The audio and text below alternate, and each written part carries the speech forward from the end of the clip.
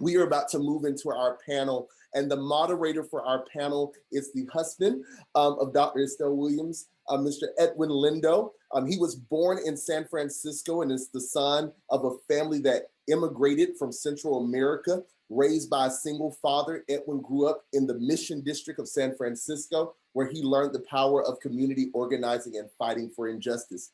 Through his deep work as a critical race scholar, Edwin eventually became the assistant professor at the University of Washington School of Medicine within the Department of Family Medicine, where his research, scholarship, and teaching has focused on the creation of critical race theory and medicine, the history of racialized medicine, race and racism within medicine, social justice and social movements, and decolonized pedagogies for critical education. Focuses his work and scholarship on critical race theory, social justice, and the efforts of racism in medicine, medical education, and health inequities of our most marginalized communities. He is also the Assistant Dean for Social and Health Justice within the Office of Healthcare Equity at the University of Washington School of Medicine and Medical Center. Listen, do you all want to adopt me? I know I'm a little older, but I would love to be adopted right now.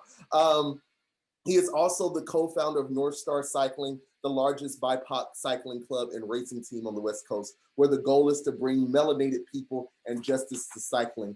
He is our moderator today for our discussion about social determinants of education. Will you please welcome with the rousing round of applause, thumbs up, reactions on your page for Mr. Edwin Lindo. The floor is yours. Welcome. Brian, I really appreciate you all. I got to say, I think like Dr. Williams said, can you just like follow us? And if you can just introduce us all the time, I would really appreciate it. The outcome. And we're happy to have you come over for dinner. I don't know if you want to get adopted by us. Our niece would tell you that we're pretty strict. And she's like, gosh, can I just get a break? I'm like, no, you can't get the break. But no, the offer of dinner is always welcome to you. So I know we're slightly behind. I just want to say thank you for this group that came together yesterday. I was on for a bit and today. And like Dr. Williams, I am the product of all the money, all the programs, all the work that communities have done and organizations have done and say, we're trying to get this student. And I was it. Estelle and I, very similarly, raised by single parents, single dads. And it is a fascinating phenomenon to think about. And I want us to sit with that. It is those students, unfortunately, that are not at this particular table, right? That are not making the decisions of who is getting access to what conversations, to what individuals in the institutions. And I want us to interrogate the comfortability of where we sit, because it is now time that we dismantle the walls that we are artificially creating. And we're artificially creating them because we feel like we have pressure from grantors, from institution telling us this is what we expect.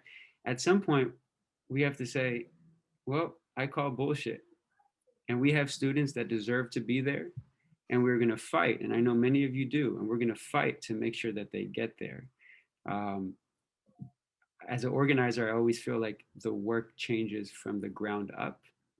And I think that's the beauty of this panel that we had, is we have folks on the ground that are doing the work.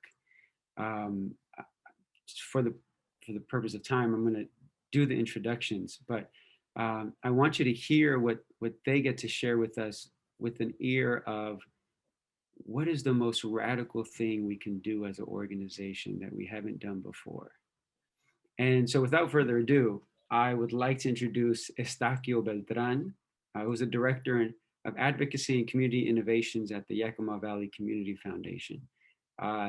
Elvin Buku, the deputy director for the Foundation for Tacoma Students, and Monique Steffens, director of Whatcom Community College Basic Food Employment and Training Program. And between the three of these, we're going to have some questions, but I think it's important for you all to ask. And I see the comments are there. I'll keep an eye on it. So if there are any questions that come up, please ask. But the goal here is to cover some of the ideas we've discussed already, but some new thoughts that we'd like to explore. And one of the first questions is, what is needed to succeed in establishing an equitable pathway to healthcare leadership positions and a workforce that reflects the community?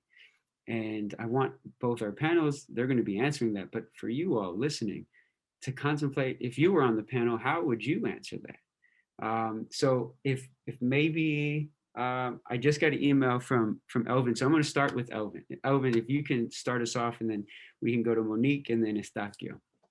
Happy to do so. Thanks so much for allowing me to be here. Dr. Williams, I came in a little bit late, but caught probably the last maybe 15 minutes or so. So a blessing. Thank you for the information that you're providing. Again, my name is Elvin Buku, Deputy Director. So what is needed to succeed? I first want to say a little bit of my positionality. I'm a first generation Filipino American. My parents moved here in about 1979 or so. That was my identity when I come into the space. I also have been in nonprofit youth development for about 20 years now. Studied to be an elementary school teacher right out of college though. So as I'm answering these questions, as I saw them, that's kind of the positionality, at least from a personal and professional lens. So the first thought is literally doing something we've never, and when I say we, America, has never done before. These systems, as has been mentioned, have been put in place and minoritized generations of families from the jump, right? So that thing, at least that we focus on within our education-rooted organization, is cross-sector alignment and then accountability. Like there needs to be a common shared goal. And not a floaty goal, not, oh, we want success for all students. We're talking about data, measurable cross-sector alignment and accountability. We just launched, when I say we support the Graduate Tacoma movement. So it's kind of Tacoma, Pierce County area, that there's a goal by 2030 that 70% of students will complete their degree, as we would say in the education space, but also get a good wage earning job. There's many definitions of that: family wage, sustaining wage. We use good wage earning job. But we're not in that space, right? We're not in the private sector. We're not, part of the capitalistic system. Well, we are as nonprofits, but we don't have that accountability built in across sectors.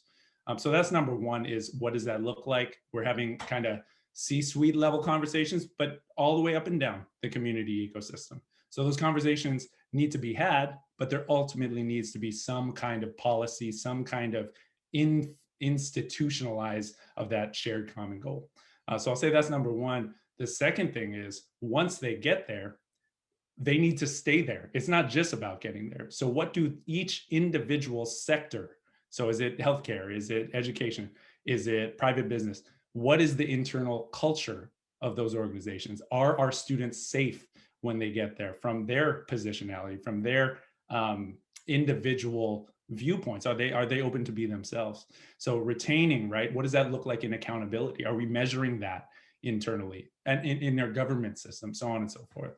So kind of starting there is something that's never actually happened, at least in my experience, in my scoped little experience, but we're kind of diving cross-sectorally, at least in Tacoma, to see what that could look like.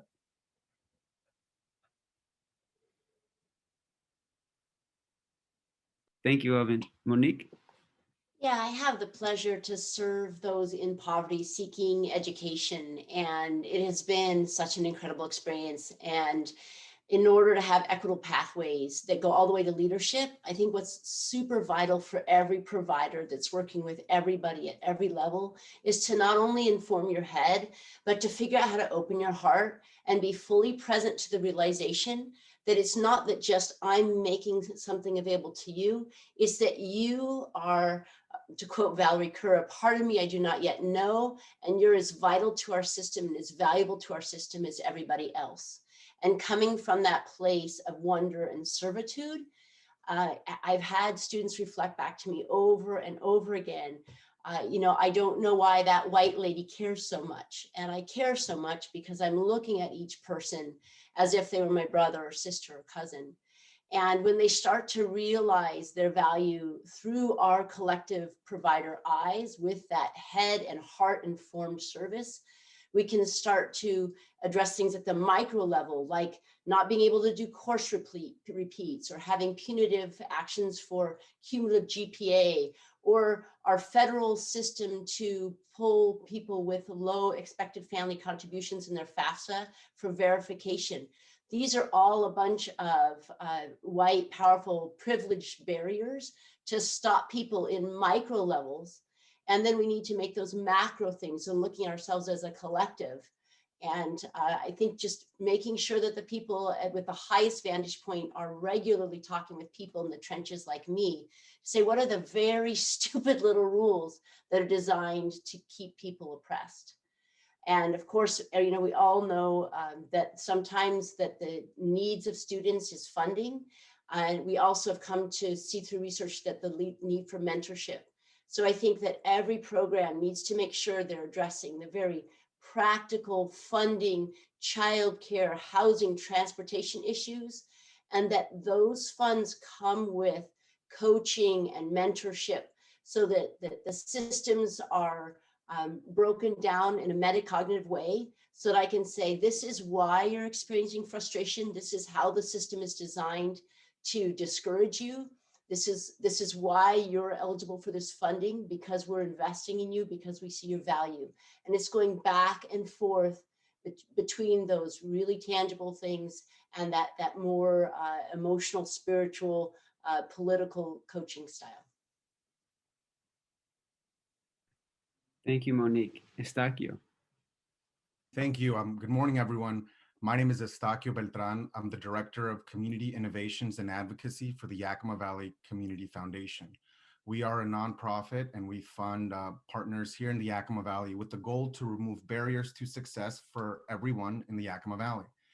To answer the question, the short answer to your question, Edwin, is how do we fix all this? Is, we make your wife the president and do everything she said, But another answer is really to focus on the things that I do, and I have the privilege of doing with the community, is really listening. And something that struck me from the presentation that Dr. Williams made is about how the community really has those ideas and those solutions already. It's just that they have whispered them one too many times and heard a loud no in the background. And over time, they just stopped imagining what their communities really could look like. And so you first have to go and listen to what those ideas for change and innovation really are. And then the other part of my title, which is the part that I get to do, is then advocate. Because, whenever someone has a new vision for what we can be doing different or better, you got to get barriers out of the way. There's a reason why the drone industry is investing millions of dollars per quarter lobbying in Washington, D.C., right? Crazy new idea that's going to require many doors to be open. So I think that every piece of innovation must have an advocacy component in order for it to be successful and feed off of each other. I think the other, if you're thinking about one radical idea that I think could dramatically change the outcomes of students of color, is that every student of color should be required to visit a college campus before they graduate high school. That is what made the huge difference for me when I got on a little bus and went to UW through part of a program here in Yakima, and I got to walk on a college campus. I got to see that it really isn't that scary. The people there look like me. And I spent the night with some of the people there in the dorms, and it was a fun experience. It removed so much of the made up ideas and the inequalities that I envisioned in here. And I think it's important for us to address those as well. The one thing that everyone on this call could do today that could really help transform, I think, youth interest in higher education is writing them a letter of recommendation. If you know any young people that you are involved with, write them a letter of recommendation, because we've done that for volunteers that work in our foundation. And I see how it transformed them, because it really inspires them to look at themselves differently and to set a different and higher expectation for themselves. The other day, we had a young woman volunteer with us to do recording these videos for FEMA around, getting your vaccine here now that we have vaccines available in Yakima. She was so intimidated. She'd never worn a blazer. She'd never been recorded or done anything like this. And she had to approach FEMA You know, like these are people in military outfits, very intimidating. And she pulled out a business card that we had made for her saying that she was a fellow with the Yakima Valley Community Foundation. And she could not stop yelling about it up and down after she was done with it. She talked about how it just opened so many doors for her. Having a title and having a position and having that card really changed her. And it gave her the confidence that she needed to walk through that door and do what she needed to do. And to know that no opportunity, you know, could be denied from her if she was there to do what she wanted to do. So I think those are two practical things. And then back to the first piece around really listening. You know, being a young person today, graduating from high school today, has so many challenges that are so different from anything any of us on this call that I'm looking at right now experience. You know, our young people are really struggling with so much online. These are real things that I can't imagine. You know, I don't get stressed out when I have over 1,000 unread emails in my inbox, but some people do. I don't get it, but some people do. And I think, you know, teaching people how to navigate this new youth and really listening and tuning into them would be the first place to start. I love that. Thank you for giving us some tactics and tools. And I think you're right. And I love the radical ideas and very direct, from writing letters of rec to listening. And I'll talk more, I think, Dr. Williams and I in our closing. But what I would ask is, how do we approach folks, the youth, in a way that we wanted to be approached when we were younger? Right? That thing we didn't have, that thing that was, I wish someone would have told me that this is how you write an email. I wish someone would have told me that it's okay to not have a suit. It's okay to ask for help. It's okay to be you all the time. Because I think that is the biggest hurdle, is how are we ourselves in a space that we know is fundamentally different than who I am. So keeping that in mind. Another question I want to pose to the panel is, and some of you have touched on this already, but what have you learned from the youth, the program participants, that changed the way you offer services? And I think, Estacio, you touched on it a bit, but I'm wondering if others, or even Estacio, if you have other things that, because I call that the praxis, right? You learn from doing the work what the response is, and that response then changes our functioning. It changes the way we then move. Whoever would like to start, please jump in. I'm happy to kick it out. Oh, see, this is that thing. We always look at each other and we're like, oh, me, my turn, your turn. If we were in person, this would not happen. So yeah, I'll jump in there. So we learn everything from you if we're open to listen. And I love it, Estacio. Yeah, we got to listen, right? But how are we listening? In youth development, we talk about active listening, right? Am I asking open-ended questions?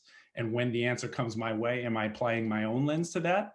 Or am I asking yet another open-ended question for that young person to be able to explore in themselves what they want to do, versus me applying my own lens and say, oh, well, this worked for me, or this didn't work for me. Here's how we do that, right? So active listening is a behavior, I guess, of our youth development field that has very specific evidence-based approaches, right? And that's one of those cross-sector things, right, where in other sectors, we don't see it as much, right? So one of the things that we're also learning is these behaviors on the personal level need to shift into integrated systemic behaviors, right? And we call those like practices and policies of organizations. Are our organizations actively listening? Are our institutions in government asking these open-ended questions and then applying their own outcomes and their own goals to the young people that we work with, right? How is it actually informed and not tokenized, these youth voices? And hey, I talked to one kid and he told me this, let's just systematize that across the board. Disaggregation of data and accessibility to that, including individual student voice, right? Let's dream on that. What would our system look like if it literally responded to every single youth? Oh, well, we don't have enough resources for that. We don't have access to it. Yes, we do. Right? We're just not built that way.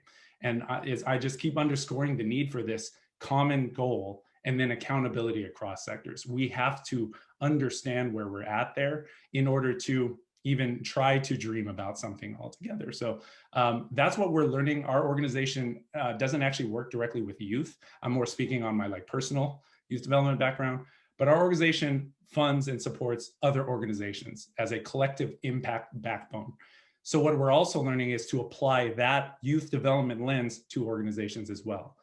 Us as a funder, it's super important to have unrestricted, flexible funding because we trust the organizations who are closest to the work to do the work.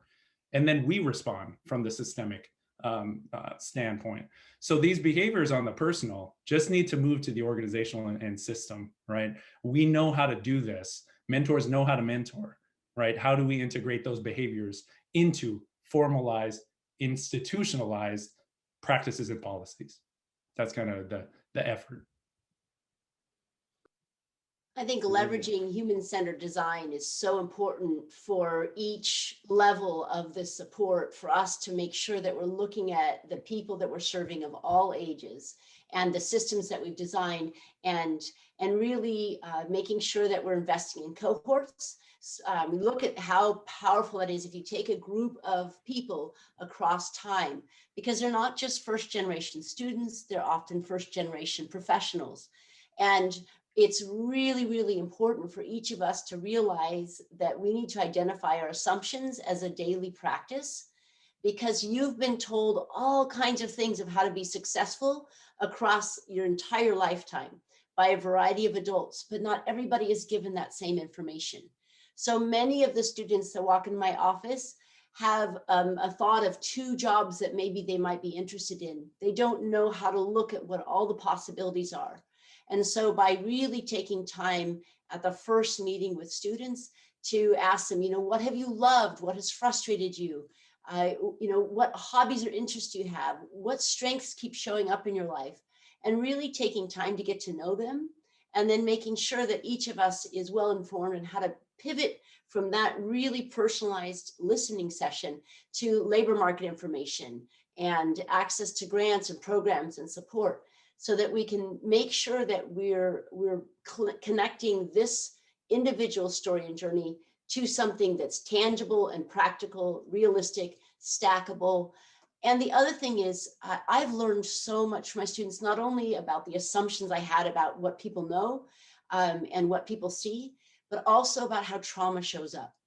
And making sure that I am compassionate to a wide range of behaviors. I have had more than one student come into my office and tear me up because I represented everything that they were fighting against their entire life. And to listen, to be kind, to acknowledge that I'm representing everything that angers them and to not take that personally, and then say thank you, yes, validate, reflect back why their anger makes sense. And I've had more than one student, a month or a quarter later go, I don't know how you stayed so nice to me after I did that.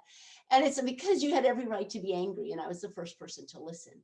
So again, that goes back to making sure that as we are learning from those that we serve, that we're informing each other and really, really practicing mindfulness so that we're seeing our assumptions, that we're doing our design with humans first. Monica, thank you so much. I couldn't agree more with everything that you said. I think it's brilliant.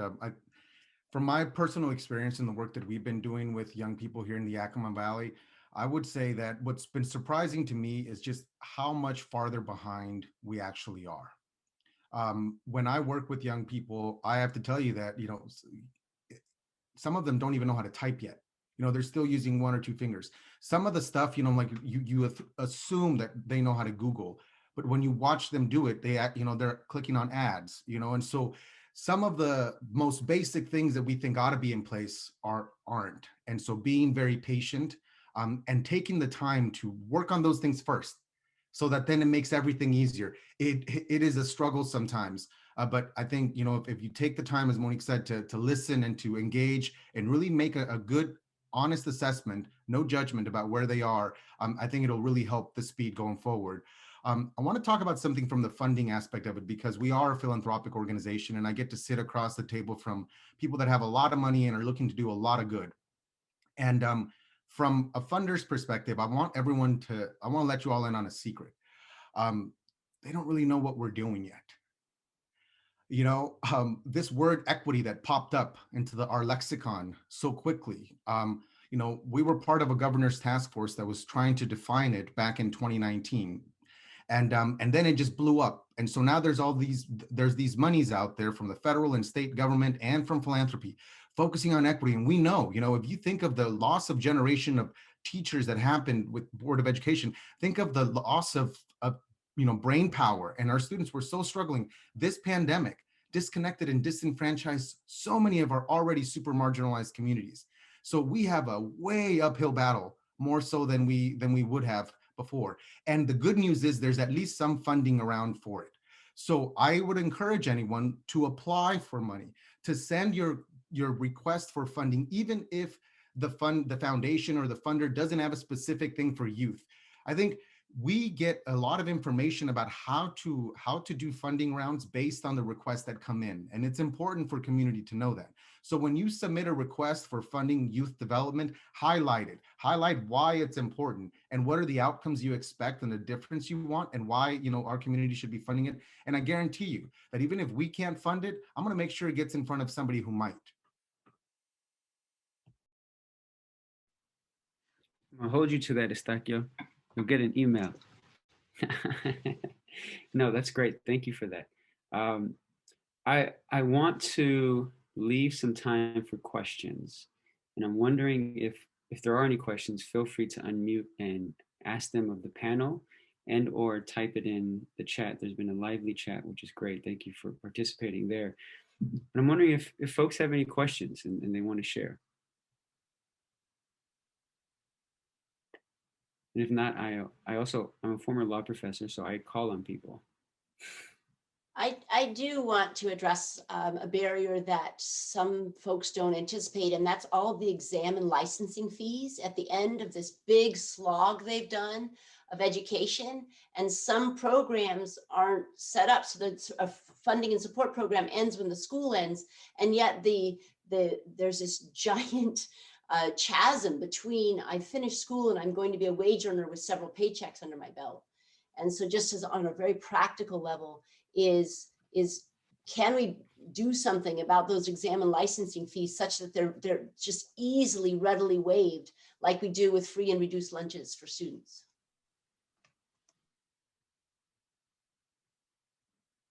And while we're waiting for questions, I'll bring something else up that I think, Monique, you tapped in my mind, which is, I was again that student when I got into law school. My financial aid didn't kick in until 2 weeks after we started. My dad couldn't give me any money. I couldn't pay my first and last month's rent. I had to get bus tokens from the director of diversity at our school, and I had third-year law students that had to cook me dinner.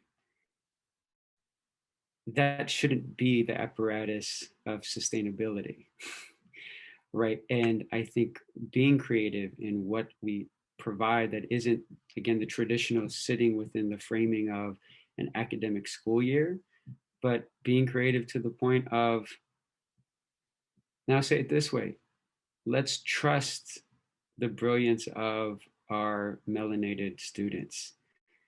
A lot of time, and this happens in organizations that I run, right? I run Estelita's Library with Dr. Williams in Seattle. It's a nonprofit. We run North Star that gets a lot of grants. And there was a grantor that came and said, oh, we have $5,000 for you. And I said, I'm not applying for that if you are requiring me to submit a report on how I spend $5,000, because we could literally do that in 2 minutes. But it's this constant, where it comes from. And I told them, I said, where that comes from, it was a predominantly white organization. Where it comes from is you don't think you can trust the way we spend the money.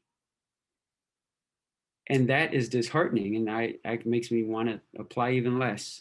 And so how do we actually build an expectation of solidarity, if you will, of, hey, you're going to do so well, do what you need with this. I don't care if it's a flight to go get mental health space with your grandmother in Los Angeles, do what it is that you need. And so I think recalibrating the expectation of what is right, the right use of either funds or resources from the different organizations. And to pick, oh, go ahead, Dan, sorry. So, Edwin, I have a question for Estacio, so I'm going to pick on him because he's my beer buddy. And so, Estacio, you and I were in a meeting earlier today that talked about the Yakima Valley and the social determinants of health, the social determinants of education. And the presenter made kind of an assumption that because we're agriculturally based, that there's a predominance of kind of hindrance towards high school completion and higher education. Do you agree with that premise? And what are you seeing on the ground? Because I thought that was pretty, almost pretty damning, to be honest with you. And hopefully you stayed throughout the whole presentation, but it was kind of shocking. So we have data that shows otherwise. When you fund attendance programs that have teachers that are involved with students, that listen to them, that know how to incentivize them, we saw attendance rates rocket back up. So I think it matters what county, it matters what school. I mean, a lot of the education is so localized, even at the local level. And it matters. I mean, frankly, we need to be spending more on our educators if we want them to deliver the kind of quality education that it's going to take to get our young kids up. And then especially to be able to work on those marginalized students who need a lot more lifting to get them there. Edwin, I want to talk about one of the things you mentioned about, grant writing and reports. And I would encourage you to pursue funders with relationship, because that's one of the beauties about being a local community foundation, is that I run into the people that we fund at Costco, at Walmart. They're always asking me, when's the next funding round going to be open? So there's a sense of accountability there. It's based on a relationship. And I would encourage you to step into that as well, and encourage them to visit you and see, learn more about your organization, because there's value there. And to respond to Corey's post in the chat, I think one of the things that's really became evident to the program I run at the community college is, seeing this high rate of pulling for verification. If I step into the shoes of my student and not just go straight into problem solving mode, because that's the headpiece, if I step in and say, oh, you've been pulled for verification. As a single mom with 2 kids that I raised through high school and into their university years, we also got pulled for verification every year. And there's a sense of like, who do you think I am? And there's an opportunity to take it personally, like you think I'm a cheat, or that I'm stealing or something like that. And so to stop and address that narrative that gets built on by every student every time there's a barrier and they have to ask for special funding or that kind of thing. The other is that we realized all of these systemic barriers about that first quarter or semester of funding, including like defaulted student loans and things like that. And realizing that was a really great place for us to focus our efforts, and challenging each other as staff providing service to use language that's incredibly supportive and acknowledges there's a lot of reasons somebody might be taking out student loans or have gone into default, and making the menu of options of the support they can get, everything from conviction history support to accessing grants, making sure that those are all put in sort of this big bucket so that you don't have a list of barriers and a list of opportunities. And when you're doing that first intake, to make sure that as you're addressing barriers, you're also highlighting strengths and reflecting back the strengths that you're observing as you're acknowledging and addressing the barriers in front of them. Yeah, thank you for that. I am not going to be the person that makes this conference late. So I appreciate that the information, the guidance, the thoughts that you all shared. So Estacio, Elvin, Monique, thank you so much. I think there's a lot to take. I saw a lot of folks taking notes, and I think it is important that it seems like we're getting to a thread, and it's so great to hear the trust that we have in those that we're funding and in the youth. And Elvin, you mentioned in the comments of thinking of youth's time and knowledge as the intellectual property of their brilliance, and how do we compensate them for that? I think it's a great way to look at it. So thank you for that. Brian, I think I'm going to hand it back off to you, and you're going to see me again shortly, but Yes. Thanks, Brian.